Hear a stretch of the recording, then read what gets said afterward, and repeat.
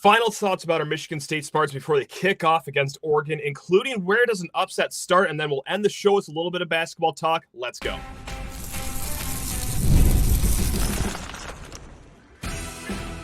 You are Locked On Spartans, your daily podcast on the Michigan State Spartans, part of the Locked On Podcast Network, your team every day.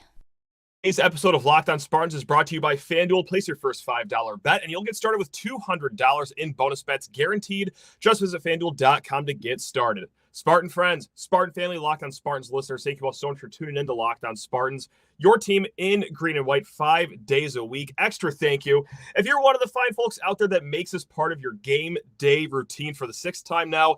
This season, our 3-2 Spartans taking on the Oregon Ducks, number 6 in the country, 23.5-point underdogs. This is a big test ahead for Michigan State, no question about it. I got to say, Oregon looks a little more human than Ohio State. You can't see this on the podcast if you're just listening, but my fingers are about like 2 inches apart. That's still a fantastic team over there in Eugene, and I do not like the fact that, well, it's 6 days after facing Ohio State. You got to travel across the country to do so. This is a tall task ahead for our Michigan State Spartans, but you know what? Let's just step into this world of, hey, stunning the nation, right? Like I said, you're more than 3 touchdown underdogs. Where does an upset start? Right here, okay? It's going to have to start right there on that offensive line. Now, this is for 2 reasons, okay? Like, the first one is that you have to have some semblance of a run game going this Friday night, all right? And last week, I got to say, it wasn't atrocious against Ohio State in that first half when it was still a competitive game, when both teams still had their starters in. Michigan State pounded the rock for 3.1 yards per carry. All right, is that going to win an offensive line a Joe Moore Award? No. Is that going to get your running backs invited to New York for a Heisman ceremony? No, certainly not. Like, 3.1 yards is not anything great, but it's better than other teams have done against Ohio State. It was just good enough for Brian Lindgren to run an offense that was balanced, okay, in that first half. 14 carries, 13 pass attempts. That's where Michigan State wants to be as a football team. They weren't even able to do that the week before against Boston College. Run game never really got off the ground. Can you do it against Oregon? Maybe, perhaps. You know, we talked yesterday with Spencer McLaughlin of Locked On Ducks about, the Oregon Ducks run defense. It's been solid so far this year. As a whole, the numbers might not say that they're solid. They're giving up 4.5 yards per carry. But just like we talked yesterday, that's with an asterisk. The asterisk is that they played against the best running back in college since Kenneth Walker in Ashton Genty, the guy that's averaging 8-point-something yards per carry over at Boise State. All right, he's a fantastic running back. When you face him, that's going to skew your run defense numbers. But if you want to squint for a silver lining, this comes from last week's game, Ducks versus the UCLA Bruins. Hey, you know what? UCLA running back TJ Harden, he had a season-high 4.1 yards per carry last week. Now, was UCLA even threatening to win that game? No, absolutely not. And as a whole, UCLA didn't even get over 60 rushing yards, I believe. But hey, their star running back, their top guy, he was able to move the ball somewhat adequately there against the Ducks. Michigan State's going to have to do that because, well, for a lot of reasons. Every reason that you want to have a run game, right? Chew up some clock. Give your defense some time to breathe by sustaining drives. And, well, my favorite part, setting up a good old play action pass. Now, the other reason why offensive line is going to be the storyline of this game, we're going to pit this to just one player, actually. And my goodness, this is not fair on this kid at all. We talked a lot about him this week. It's your left tackle. It's Rakeem Johnson, a true freshman who entered this season as a backup interior offensive line. Well, you've seen enough injuries in the interior offensive line. Hey, we saw Christian Phillips, done for the season. Okay, well, his replacement, Gavin Brocious, also done for the season. We all know it. The left tackle, Brandon Baldwin, he is now playing right guard. So batter up, Rakeem Johnson. Yes, sir, true freshman, a guy that was worrying about his homecoming dance a year from now, or a year ago at this point. Yeah, he's got his second tough test ahead of him. Now, I will say this. Last week, first ever start against Ohio State, against JTT, a guy that was a former top 10 recruit in the nation. I thought he did okay. Look, in the 26 pass attempts that he was blocking for, JTT only had 2 pressures on Aidan Chiles. One of them was, of course, that sack at the end of the first half where JTT just bull rushed Rakeem Johnson. Why wasn't he trying that the entire first half? I don't know. But outside of those two plays, Rakeem Johnson did more than hold his own against one of the better pass rushers in the country. The test this Friday night, it is quite literally a step up in the weight class right now. Jordan Burch. This is one of the guys we talked about yesterday with Spencer McLaughlin. He also rattled off a few other guys if you want to go back and listen to that episode. But their starting guy, Jordan Burch, again, a top 10 recruit in his class. He's one of the best recruits of all time, according to 24/7 Sports Composite. Yeah, so for our guy Rakeem Johnson, who is 6'3", 270 pounds, Jordan Burch, 6'6", 295 pounds. So we are giving up 3 inches, but more importantly, 25, if not 30 pounds of weight right there. So this will be quite the test. A baptism by fire, a forging in the flames of true freshman stardom. Yeah, right here against Jordan Burch. I imagine that they will send out Nate Carter, K'Ron Lynch-Adams to help chip block a little bit for Aidan Chiles. And it does help that Aidan Chiles does have good pocket presence. He can extend plays with his legs, but right there, you need the offensive line to show up. You can see within reason that maybe they can get a run game going. I don't expect it to, but it's not out of the realm of possibility. And then step 2, yeah, you need that true freshman left tackle to just really more than hold his own here against just a very, very good pass rusher so far for those Ducks. Now, you know what, guys? Just beside that, let's talk about Oregon here for a little bit. And this isn't a key to the game or anything. This is just a thought that I've had. This is actually, how about this? This is a warning I have about this game for us that are going to be sitting down watching this game on Fox, or hey, you know what? If you're a true Spartan fan in Autzen Stadium, get ready to be annoyed when Oregon has the ball. All right, and maybe that's just because a few weeks ago, as a Lions fan in me, as I'm watching Detroit face Matt Stafford, that was a very annoying game to watch because Stafford's getting that ball out of his hands. It seemed like 0.5 seconds after he gets the ball snapped to him. It's kind of what we're going to see here with Dillon Gabriel, right? And I got some stats to back that up. Now, Dillon Gabriel, he's no stranger to college football. He was quite literally starting games when Brian Lewerke was still your starter for Michigan State. And no, that's not me doing a bit and trying to be funny. That is somehow the truth. So, yes, this kid has been in college for 6 years. He started for 5 of them. I don't know how. I get COVID, you get like eligibility just for raising your hand and asking for it, but even this is a stretch too far. Anyway, he's experienced. He's good, can extend plays with his legs. But Oregon has just kept it simple for him. 81.4% completion percentage. And that has helped because his average depth of throw, that's, how far a pass goes beyond the line of scrimmage. The average depth of his throws, it's like 5.8 yards, guys. All right, 5.8 yards. That is second lowest in the country. Minimum 50 passing attempts, according to Pro Football Focus. He only has 13 attempts of passes that go through the air 20-plus yards. That ranks like somewhere in the 90s, okay? They have really watered it down for Dillon Gabriel, and that's no slight to him. They've watered it down because they can. They do have great athletes on the outside, some burn and turn receivers that have some great speed. So just get ready for that. It seems like death by 1,000 paper cuts. All right, snap, look, bang, hit, 8-yard catch. All right, back over here. I'm going to dump this off to 2 yards, and he's going to run up 9 yards downfield. It's going to be annoying. I don't expect a lot of pressure to be put on Dillon Gabriel just because he is so good with his legs, and also, like we've just talked about, getting rid of the ball quick. So, yeah, just have a heads up there just for if anyone's looking to get annoyed right here. Of course, we got another key to this game. It's who's going to play a cleaner game. We got some stats. We got some anecdotes that we want to talk about. But first, guys, need to talk your ears off about FanDuel Sportsbook. Let's say, hey, Spartans just stun the world. Or you know what? Hey, if you want to take the 23.5 points, we'll go do all that wagering over at FanDuel. And let's say, even just picking a side is not your speed. Let's say you love a player out there like K'Ron Lynch-Adams. Right now, as things stand on FanDuel, subject to change, his over-under for rushing yards sit at 38.5 for this game. Hey, if you like those, go ahead over at FanDuel, America's #1 sportsbook, and fancy a wager over there. Or hey, you know what, guys? If you're involved in the MLB playoffs like I am, Yeah, you already know they got the great odds and props for you out there. And NFL fans, you already know FanDuel's hooking it up all season.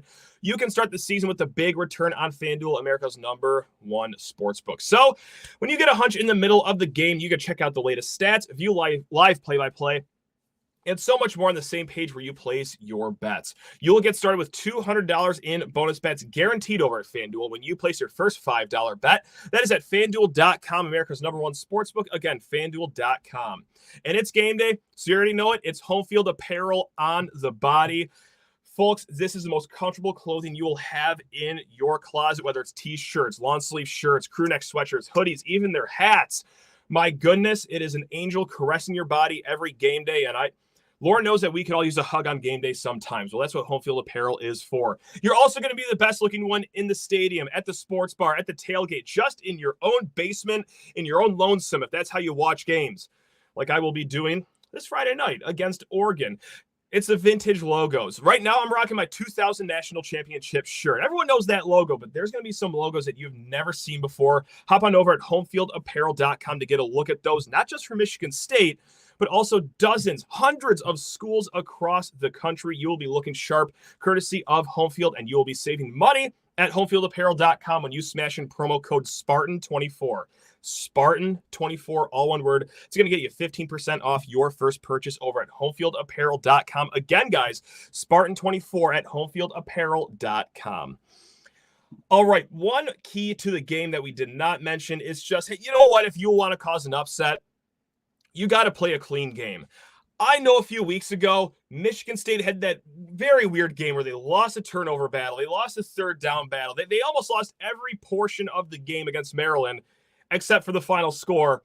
That's not a sustainable way to create upsets. Okay, I'm just going to go ahead and spoil that right there. You need to play a tight game against Oregon, a team who themselves is a pretty tight team. But let's talk about us for a second. We already know the story.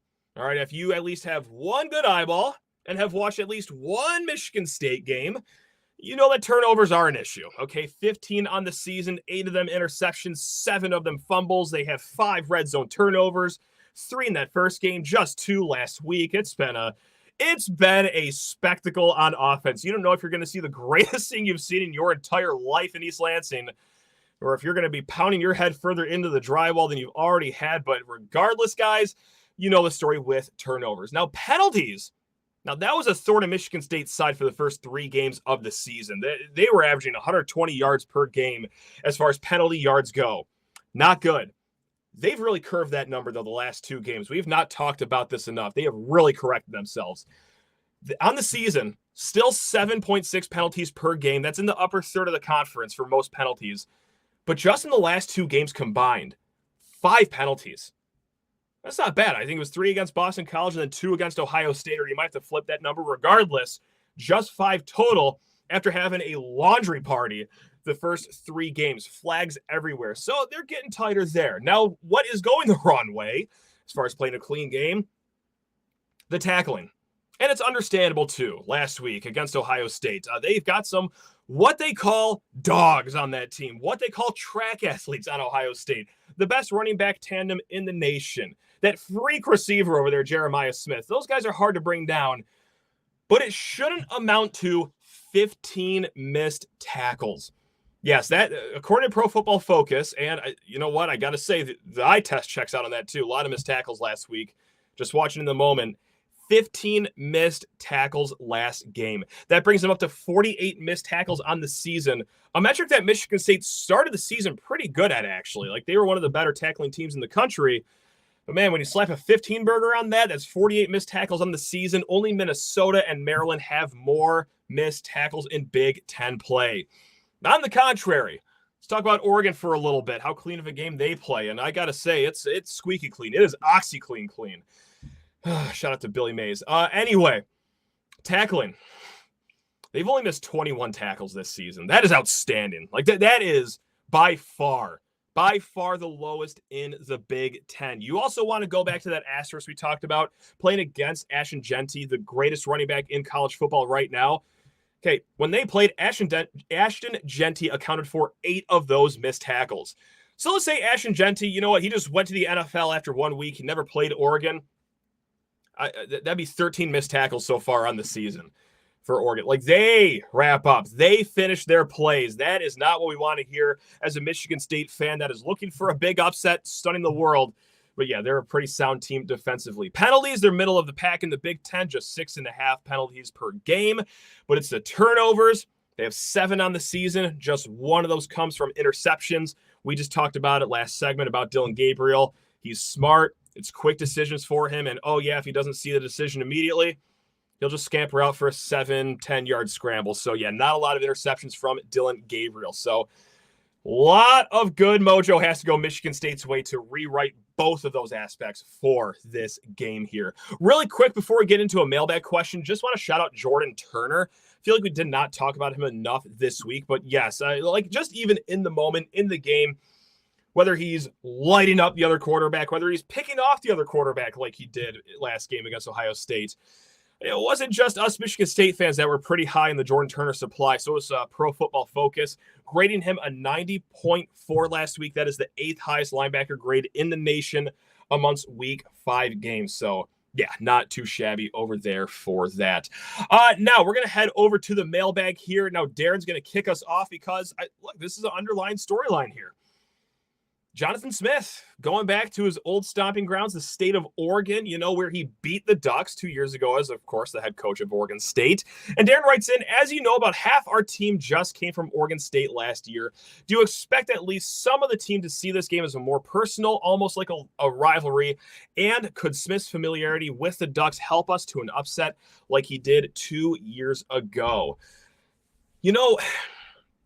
I'm going to squash it, I think. Jonathan Smith kind of did too earlier this week at his press conference, saying that that's a two-way street. I know them pretty well. They know me and my staff pretty well. Now, when Darren says, half the team from Oregon State came over from last year, it's only 3 players, but yeah, it's certainly the bulk of the coaching staff, specifically on the offensive side of the ball. Now, on the contrary, Will Stein, Oregon's offensive coordinator, he's only been around for 1 season, just that game last year. I got to say, at that game, Jonathan Smith, I think he was more concerned about packing his house up to come to East Lansing at that point to start his new adventure in coaching. So it's just 1 year of familiarity with at least Oregon's offense, but it's both ways. Oregon knows Jonathan Smith knows Oregon. So I don't think it's going to be that big of an advantage here for Michigan State, if at all. You know what? If you're looking for chips on the shoulder, though, Jack Velling, Tanner Miller, 2 guys that transferred over from Oregon State, they were never offered by Oregon in their high school days.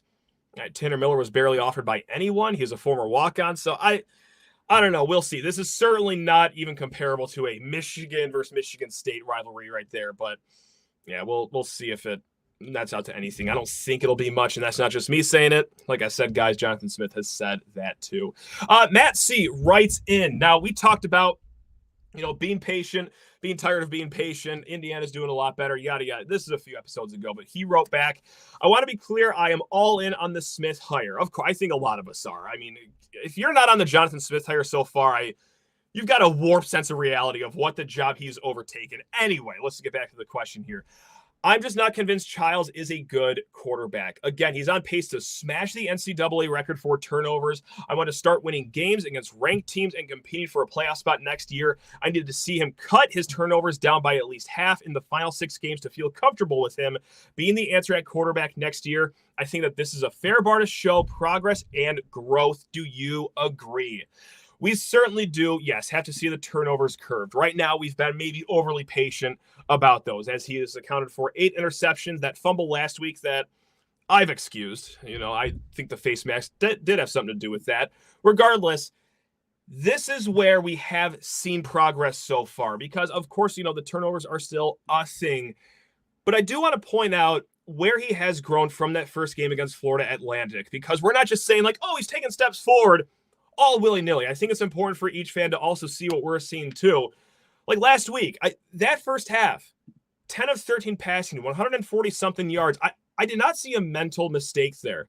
I did not see him try to force the ball into a situation that it did not call for, just like he did a few times the week prior against Boston College. Whether he threw a ball so imperfectly between 2 Eagles defenders, they both collided into each other and couldn't intercept it, or the play that ended the game trying to force it into double coverage when you had 40 seconds left on the clock. I think situationally, He was a lot better just last week. Small sample size, but I think a big step forward. I think if you even go back to the first game against Florida Atlantic, he is better at reading defenses pre-snap. He's always gone through his progressions really well, going from one route, okay, that's covered. Where's my second one? Where's my third one? I think especially for a young guy like he is, he does an outstanding job at going through progressions. He's got great pocket presence. So, look, what are we going to watch for right here? I think just more pre-snap IDing. I think he did a good job of it last week of going to some smoke routes. Now, what that is, you're seeing the cornerbacks playing a little too far off your receiver. You audible. The receiver just steps back right in the line of scrimmage, catches the ball, runs upfield for about 6 yards. Saw that a few times. Oregon does get a little cushy with their coverage, so I would expect to see a little more of that Friday night. But, yeah, just pre-snap IDing and just, having command of the offense and still continuing, like you did last week, to not, try to fit the ball into a mailbox-sized window 20 yards downfield when the situation doesn't really call for it, when you still have a comfortable grasp of the game. So that's what we're going to look for right there. Guys, we got some picks coming up next segment, also a little bit of basketball talk. But first, you need to talk your ears off about the greatest ticketing app out there. Of course, we're talking about Gametime. Wednesday, baseball, playoff baseball specifically, is back in Comerica Park. I will be there because, I'm going to get my tickets off of Gametime. Now, why Gametime? Why have I deleted every other ticketing app on my phone and just use Gametime? Well, God, for so many reasons. One, they make it simple and upfront. All right, this is not one of the ticketing apps where, great, oh my God, $70 tickets. This is awesome. 15 clicks later, $60 worth of ticketing fees get added right at the end. And why did I just waste all that time only to get bent over? No. Gametime gives you the upfront price. It is 2 taps and then bang, the tickets are sent straight to your phone, and you will also save money. Guys, like when I'm looking at tickets for this game at Comerica Park, or if baseball's not your speed, in a few weeks, we've got a homecoming at Spartan Stadium. Start looking for tickets right now. They have great flash deals for great seats in great sections. Or let's say that in a few weeks, you wake up on homecoming Saturday and you're like, I got nothing going on. I'll go over to the game. But with no tickets, that's no problem. The last-minute ticket deals on Gametime will also save you some money. And guys, if you're like me, you're looking to get to this Tigers playoff game, we'll start saving money right off the bat, too. When you sign up for an account over at Gametime, use promo code LOCKEDONCollege. Again, that's LOCKEDONCollege, all one word. That's going to immediately save you $20. These tickets are going for a lot this Wednesday, even in a few weeks for homecoming. So let's save money where we can. Download the Gametime app, create an account, and use code LOCKEDONCollege for $20 off your first purchase. Terms apply. Again, LOCKEDONCollege for $20 off when you create an account and redeem that code LOCKEDONCollege. Download Gametime today. What time is it? It's Gametime. All right, not to be feeling myself right now with this pick segment, but guys, we went 4-1 last week. That's 15-10 on the season. So old Matty kind of knows what he's doing for the most part, at least in the month of September. Let's see if we can keep that rolling in October. I did not mean for there to be a theme for the picks this week. But we got 4 unders, and then we're also going to pick a side in the game going down in Washington at the end of this. But right now, this is going to sound like a rerun from last week. I'm going to go under 52.5. Last week, I believe it was under 53.5 for Michigan State versus Ohio State. But yeah, for MSU Oregon, 52.5 is where the number's at right now. I'm going to go under just because Michigan State, dare I say, bend, don't breaky so far under Joe Rossi, but this at least has a different zest on it. It actually looks like a competent defense, but they keep the game in front of them, right? They tighten it up in the red zone. And Oregon, yeah, they played 4 games so far this season, and 3 of those games, their opponents did not get over 14 points. So that's a really solid Ducks defense going on over there. And let's say just like last week, game's out of reach. They call the dogs off, especially ahead of their game against Ohio State next week. Yeah, I can see the scoring taking a slowdown in the fourth quarter. So under 52.5 for the Spartans game. We're going to get nasty here. We're going to go under 41.5 for Rutgers at Nebraska, as Nebraska has their seemingly 9th home game of the season so far. I have no idea how that's happened. We're going to go to the SEC for this next one. Under 58.5, Arkansas versus Tennessee. Everyone thinks the high-flying offense for Tennessee, they will be hitting the road. Could be a little uncomfortable, but what people aren't talking enough about is how legit that defense is for Tennessee. So, yeah, let's say Tennessee, they could throw up 30, 40 points. Can Arkansas even score 20 against the Vols? I'm not sure. Under 55.5 for Miami at Cal. Cam Ward, great quarterback, but man, that's an uncomfortable spot flying across the country against a really solid Golden Bears defense that Cal has. And I don't really trust the Cal offense to do much even against Miami. And then for this last one, I don't like to pick against Michigan. Because, guys, they've been a decent team, even with that incredible advantage that they've had from that former Marine. That helps things too the last few years. But I also don't want to pick against them because if I got to see them win, I want to win my bet. But regardless, the last few years, picking up lessons about sports gambling, sometimes if the cheese stinks to high heaven, avoid it. And they've got some nasty cheese out there, all right, with this line. Washington, unranked Washington, just lost an ugly game to Rutgers, all right? Hosting top 10 Michigan, reigning national champs. Who's the favorite here? It's the team that's really not looked that great so far this year. Washington minus 2.5. All right, 70% of bets are on Michigan. 80% of the money is on Michigan. They should, by all logic, be favored this game. But it's weird. They're not. So we're going to take Washington just because that's every lesson I've learned about sports gambling. It's if it looks funny, sounds funny to say out loud, that's what you got to take. I'm taking the unranked favored team against Michigan. So we'll see how that goes. But yeah, be brave. Close your eyes with me. Let's walk into that fire. So they're the 5 best bets for this week. Let's end here with a little bit of basketball talk because out of nowhere, it's Big Ten Media Day down there in Rosemont, Illinois. And Izzo, he was sharing the stage with Mike Rhodes, Dana Altman. Kind of an interesting conversation. Not really a lot of actual X's and O's basketball talk or much talk about the roster at all. It was more about hey, fun places you're playing this year. So anyway, I got to say, Izzo did come with his fastball. He was asked about this Northern Michigan game that's coming up in just 10 days right now, or 10 days at the time of recording. And he asked, he was asked, hey, back when you played for Northern Michigan back in 1974, any video around from that game against Michigan State? And he joked that no video. And the UP actually just got cell phones and TVs a few years ago, so they certainly didn't have video capability about 5 decades ago. So yeah, our guy Tom Izzo had his fastball today. Now, the moderator asked Mike Rhodes, that's the head coach of Penn State, about their game at the Palestra. They are also playing at the Rec over there at Penn State. Now, that's much smaller than their home gym, Bryce Jordan. It hosts about, I think, 3,000 or 4,000. It's a really small, intimate venue. And then Izzo was asked about, would you guys go back to Jenison?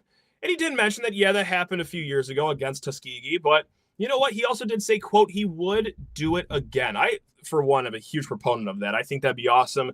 One of these smaller games, like your Florida Atlantic, for example. Just make that, dare I say, maybe even a students-only game in Jenison, make it a small, intimate setting. I think that'd be a really cool thing for Michigan State to go back to. Now, he, again, was asked about this Northern Michigan trip, and I did like this quote, saying, quote, I know you guys will laugh, but I think you'll agree. I think we do have a more entitled student athlete.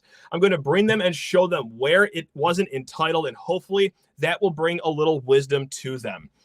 This is going to be a well-traveled team.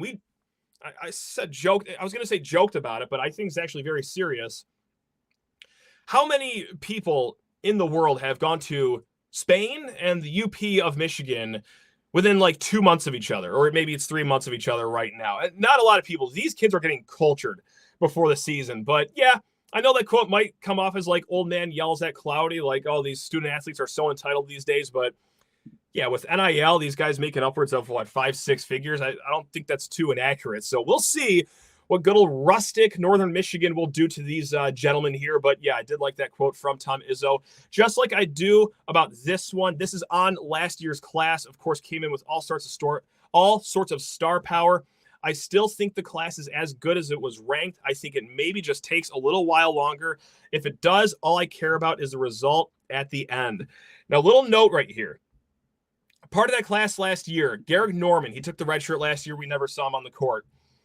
He is seen on crutches. Izzo did mention before media days that he tweaked his knee, was the language used, and he will be out a few weeks. No further information on that, but yes, as far as wing depth goes, Garrett Norman, we're going to keep a close eye on that one. Do not expect to see him on Big Ten Network on October 13th when they play Northern Michigan. Now, the closing statement for Tom Izzo, they were asked, what are you looking forward to the most? Simple question, broad question. But Izzo said, everybody has to stay healthy. Well, that's a bad start with Garrett Norman already out. And I'm just looking forward to, I like my team. He stopped himself and just said, you know what? I like my team. I like the chemistry, the camaraderie. I like the culture, which is hard to keep in this day and age. So there you have it. He's looking forward to the team. I actually think he means that. I think he got a little tired of last year's group just as a whole. I'll leave it at that. Now, I do want to remind everyone, Michigan State Madness is going on Friday. It's earlier this year. They wanted everyone home to be able to watch this football game at night. Doors at Breslin Center open at 6. The event starts at 7 with both the men's and the women's team. This is a free event. And also, guys, if you're bored on Saturday night, the number 5 women's soccer team, Saturday, 7 p.m. at home against Michigan. All right. They were actually just ranked number 1 not too long ago, but a pair of ties last week bumped them back down to 5. Regardless, unbeaten start to the year. Great season for the women's soccer team. Now, we will end on this because it's a daily dose of action on Friday for basketball. It's not just Michigan State Madness, but also the Izzone Campout. We're going to end with Spartan William asked a question.